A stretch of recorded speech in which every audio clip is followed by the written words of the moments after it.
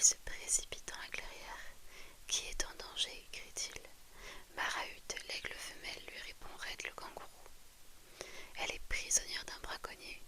Toi seul peux grimper jusqu'au sommet de la falaise pour la sauver. Cody monte sur le dos de Red qui l'emporte.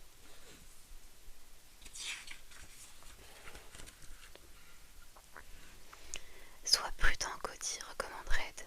La paroi est dangereuse, fais attention. Ne t'inquiète pas, répond le garçon. Il marche vers la falaise à grandes enjambées, sans écouter les marsupiaux qui lui crient « Attends-nous, attends-nous, Cody !» L'enfant escalade la roche avec courage. Il entend soudain le cri de détresse de l'oiseau pris au piège.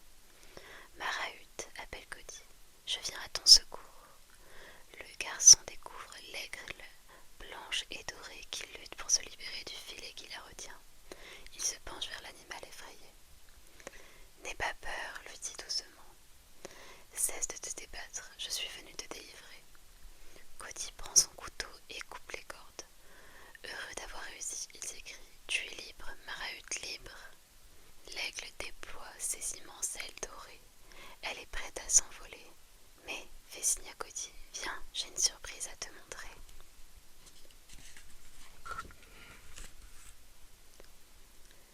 Cody s'installe sur son dos. Marahut s'élève et regagne son nid. Il contient 3 œufs ambrés. Tu seras bientôt maman, s'écrie Cody en caressant les œufs. Où est le papa aigle? Il est mort, répond tristement Marahut. Mon papa aussi, murmure le petit garçon. Cody aide soigneusement le grand oiseau à recouvrir ses œufs de brindilles et de feuilles. Le vent soulève une plume blanche et dorée.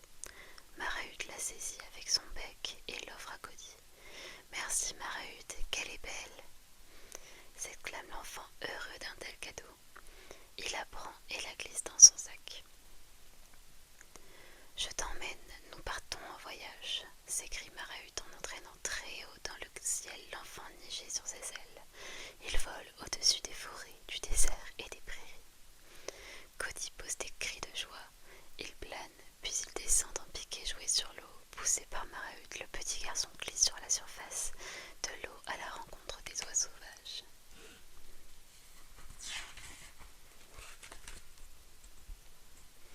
Mais Marahut doit retourner au nid et Cody rentrer chez lui. Les deux amis se quittent. L'aigle laisse l'enfant sur le chemin de sa maison et s'élance à tire-d'aile vers la falaise. Sur le sentier, Cody joue avec sa plume dorée, le cadeau de Marahut. Depuis qu'il a vraiment volé, il se prend pour un oiseau. Soudain, le tintement d'une cloche l'interrompt. Le garçon aperçoit une souris ficelée suspendue à une branche. « Attends, je vais te détacher, annonce-t-il à la malheureuse. Attention, c'est un piège, je sers d'appât pour attirer un animal plus gros que moi, c'est dangereux. Cody, en dessous, il y a un trou dans lequel tu risques de tomber. J'ai compris, mais je peux te détacher, lui répond le garçon. Il s'avance avec précaution. Au secours, hurle-t-il soudain. Le sol s'effondre sur ses pieds. Il dégringole au fond de la fosse avec la souris.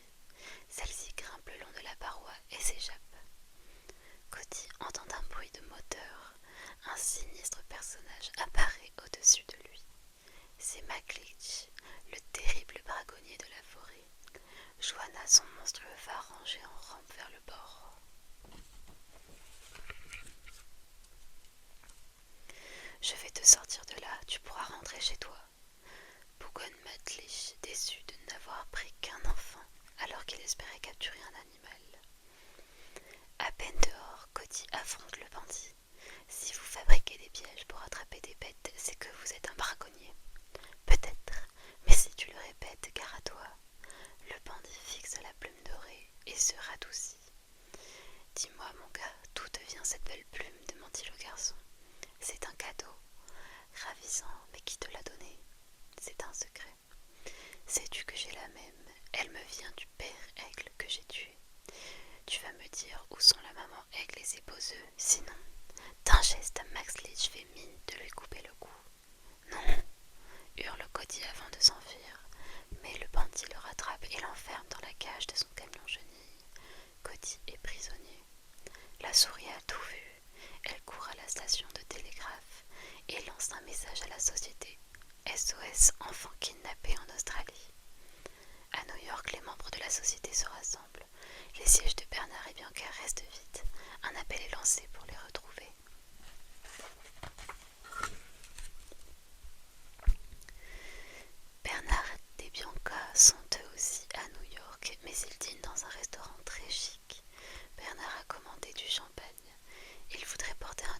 sa chère Bianca et lui déclarer son amour.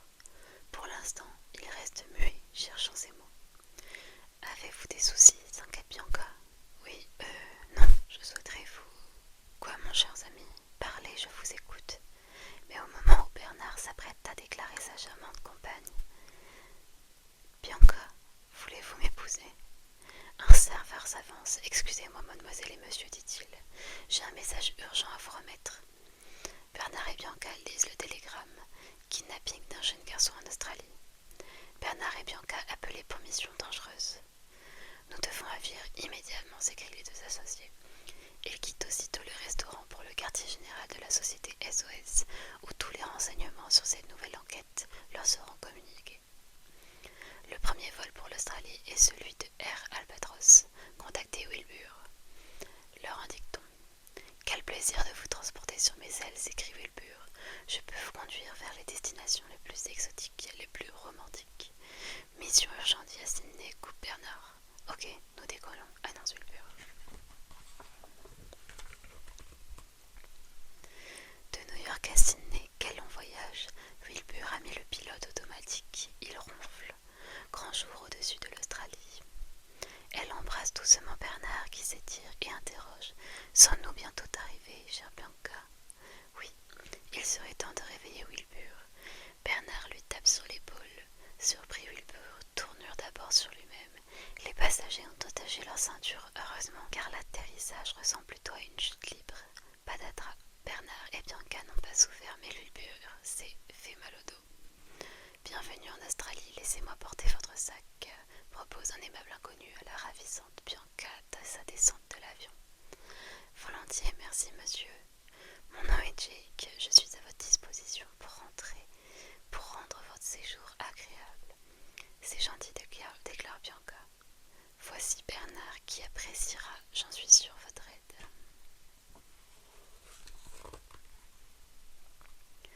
Après avoir conduit le pauvre Wilbur à l'hôpital, Bernard et Bianca ont hâte de retrouver l'enfant kidnappé.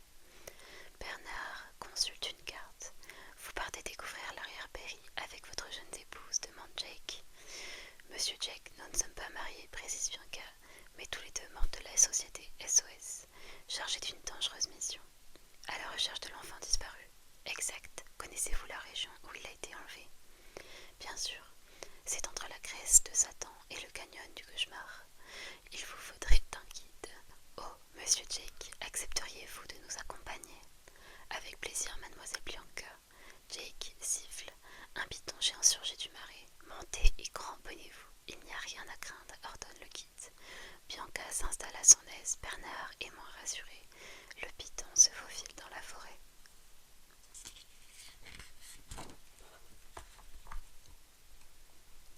Pendant ce temps, McLeach interroge Cody, qu'il a enfermé dans un sinistre cachot. Où est l'aigle Marahut? Hurle le braconnier. Je ne sais plus, j'ai oublié. Demain tu t'en souviendras, rugit-il. Furieux de ne pas obtenir de réponse, le bandit s'en va, cherchant dans sa vilaine tête une ruse pour tromper le garçon. En voyant Johanna couper les œufs qu'il avait préparés pour son dîner, une idée lui vint. Des œufs, Johanna, les œufs de l'aigle, j'ai trouvé, crie-t-il en bousculant. Je sais comment ce garçon va me conduire à Marahut. Cody n'est pas le seul prisonnier. McLeach cache aussi tous les animaux qu'il capture. Et, dit l'enfant, avez-vous déjà essayé de fuir? Non, mais je sais que nous allons bientôt quitter ces lieux, annonce tristement un koala. Comment le sais-tu? Demandent les autres. Facile, avec toi, kangourou, on fera des sacs à main. Avec toi, lézard, on fera des ceintures.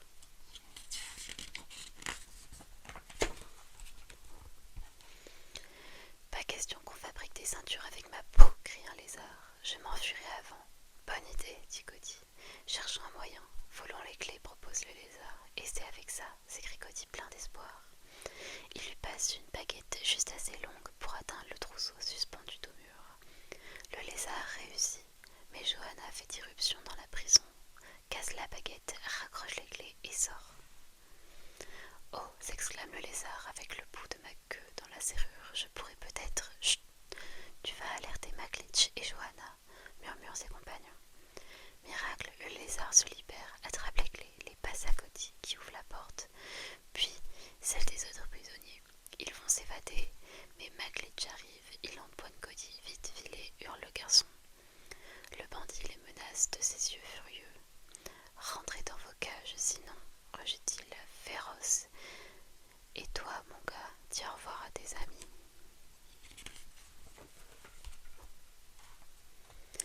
Mais qui apparaît sur le haut de la porte du repère de Maglich? Bernard, Bianca et Jake, tout juste débarqués du piton géant sur lequel ils ont voyagé. Oh, la porte s'ouvre, murmura Bianca. Le kidnappeur apparaît, il pousse brutalement l'enfant dehors en vociférant. Tout est fini, tu peux rentrer chez toi, mon garçon. Marahut est morte, elle a été tuée. C'est un mensonge, crie Cody à Maglich. On l'a annoncé à la radio ce matin. File avant que je ne change d'avis. Allez, déguerpis. Bernard, Bianca et Jake ont tout vu. Pourquoi le fait-il partir? S'étonne Bernard. C'est une ruse, affirme Jake. Le bandit dit à Johanna à voix haute pour que Cody l'entende. C'est bien triste, n'est-ce pas, Johanna? Les petits vont mourir dans l'œuf. Il n'en faut pas survivre sans leur mère pour les ouvrir. À ces mots, Cody s'éloigne en courant. Un méchant sourire tord la figure de Maglich, enchanté de son mauvais tour. De leur poste d'observation, Bernard, Bianca et Jake s'interrogent. Un aigle des yeux. Nous étions venus pour un petit garçon kidnappé. Il vient d'être libéré. Chut, écoutez un bruit de moteur. Surveillons Maglich, conseille Jack.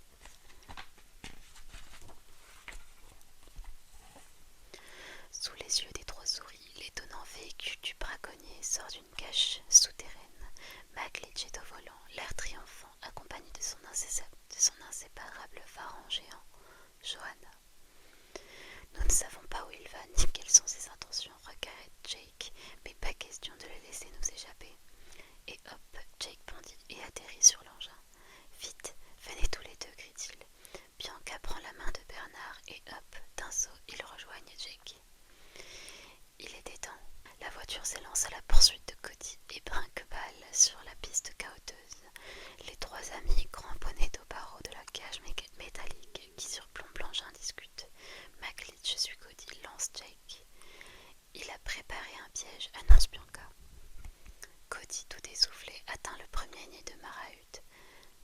Les œufs sont toujours là, il les caresse puis leur goût de paille. Les trois souris ont quitté le véhicule et rattrapent le garçon.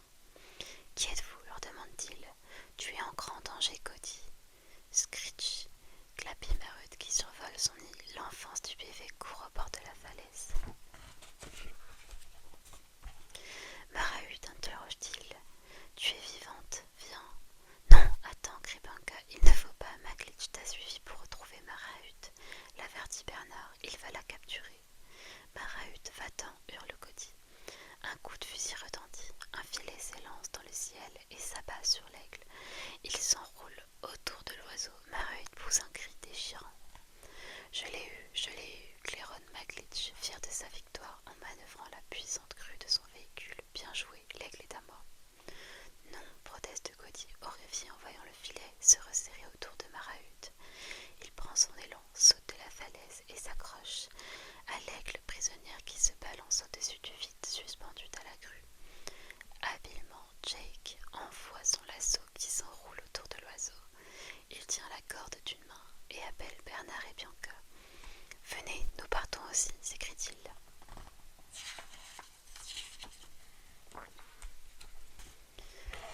Bianca saisit la corde juste à temps, mais Bernard la manque. Bernard appelle Bianca, le cœur battant tandis qu'elle est emportée et que son compagnon désespéré reste en arrière.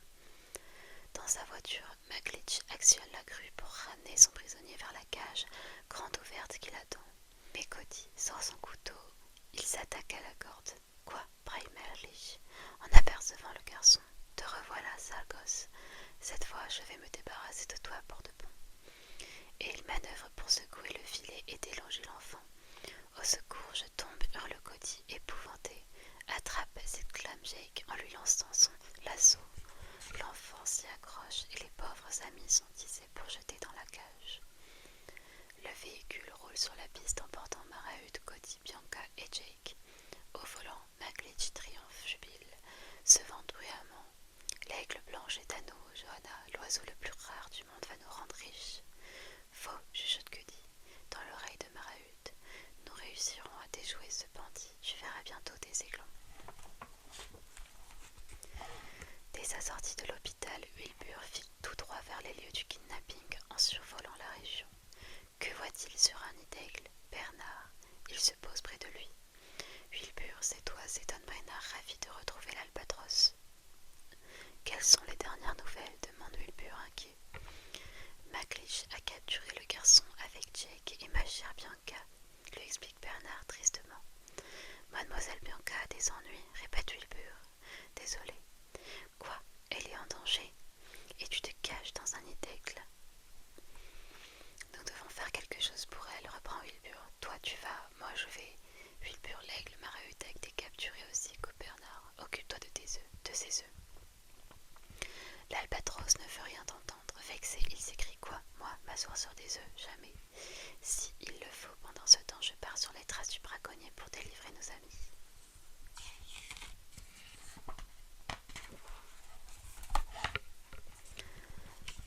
Dans la voiture de McLeish qui roule vers les chutes des crocodiles, Cody se lamente. Comment nous défendre de ce bandit maintenant, soupire-t-il. Il nous tient. Voyons, voyons, chuchote Bianca, grimpée sur ses genoux. Nous ne devons pas nous laisser abattre. Bernard est libre, lui, il va nous sauver. Vous dites cela pour le rassurer, murmure Jake dans l'oreille de Bianca, parce que Bernard... Vous ne connaissez pas Bernard, monsieur Jake, répond Bianca. Il n'abandonne jamais. Elle se dirige vers l'arrière de la cage pour observer la piste, mais la nuit tombe.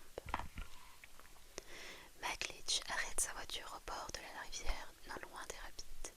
Il sort Cody de la cage, lui passe une corde autour de la taille, le suspend au crochet de sa crue et le descend vers les crocodiles de plus en plus bas en criant.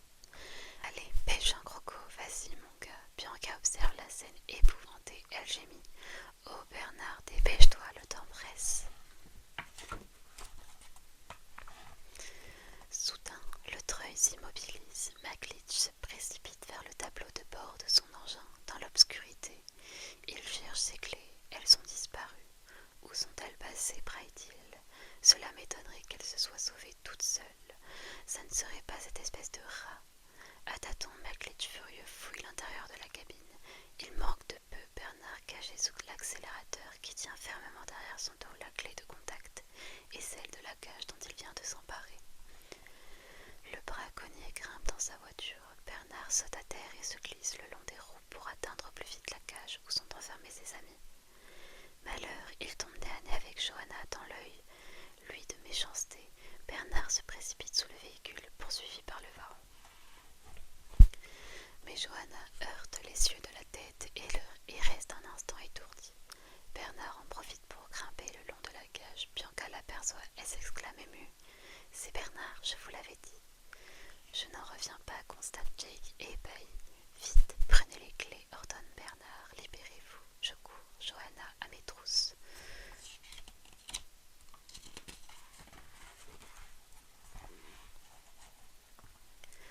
McLeish n'y comprend rien. Il insulte Johanna qui poursuit Bernard sans réussir à l'attraper.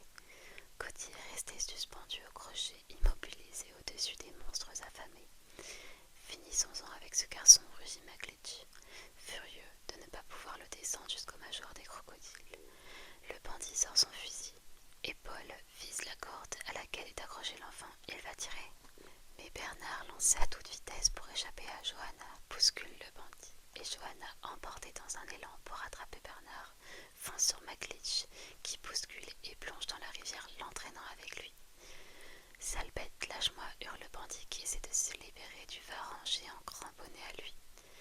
Les crocodiles, lassés d'attendre Cody, nagent vers le braconnier et son varan. Non, allez-vous-en, glapit le bandit épouvanté, tandis que le courant l'emporte vers les rapides. Pauvre Cody, la corde à laquelle il est attaché a fini par s'user et cède au même moment. Hurlant d'épouvante, le garçon tombe à son tour dans la rivière. Heureusement, les crocodiles se sont lancés à la poursuite de McLeish et de Johanna. Avec courage, Bernard plonge rapidement au secours du garçon qui se débat de toutes ses forces. Tous deux risquent aussi d'être entraînés inexorablement vers les chutes. Non, car ils s'aperçoivent une branche d'arbre qui plonge dans la rivière. Ils s'y agrippent, mais la branche n'est pas solide, elle menace de casser.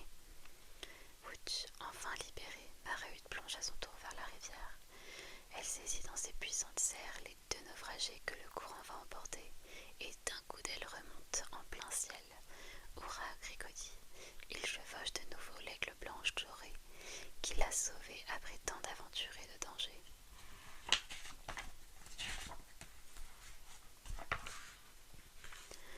Sur l'oiseau qui plane dans la nuit, Cody et Bernard retrouvent avec bonheur Jake et Bianca.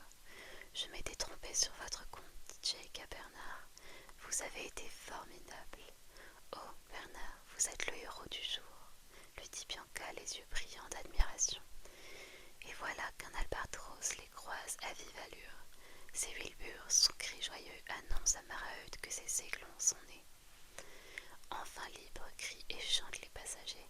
Ramenons Cody chez lui, propose Jake. Je veux d'abord vous présenter mes petits, déclare Maraeud. Oh oui, coupe Cody. Volons jusqu'au nid. Puis nous redirigeons notre rapport pour la société SOS, annonce Bianca. Bernard reste silencieux. Lui n'a qu'un projet dans son cœur. Il attire Bianca près de lui. Mademoiselle Bianca, avant qu'il ne nous arrive encore quelque chose, voulez-vous m'épouser? Oui, Bernard, je veux bien, car je vous aime, répond la charmante Bianca. Bernard lui tend la bague qu'il a précieusement gardée depuis leur dîner. Il prend sa fiancée dans ses bras, ils s'embrassent tendrement